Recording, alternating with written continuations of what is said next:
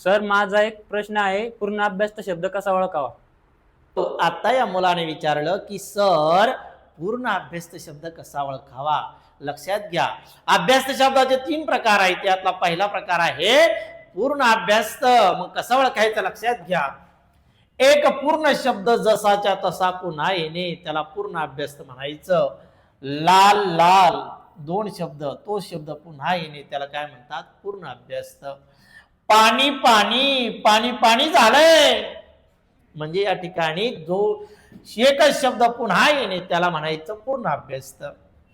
कधी कधी काय घडतं, त्याच्यामध्ये स्वराचा बदल झालेला असतो. इथे बघा, पानो पाणी म्हणजे या ठिकाणी ओ स्वर आहे आणि या ठिकाणी ई स्वर आहे, म्हणजे एका स्वरामध्ये कधी कधी बदल झालेला असतो. अशाही शब्दाला पूर्ण अभ्यस्त शब्द म्हणायचं आहे. पानो पाणी दारो दारी. त्याच पद्धतीने काही शब्दामध्ये स हे अक्षर आलेलं असतं. लांबच लांब, जवळच्या जवळ, पाणीच पाणी, अशाही वेळी त्याला पूर्ण अभ्यस्त म्हणायचं. समजलंय?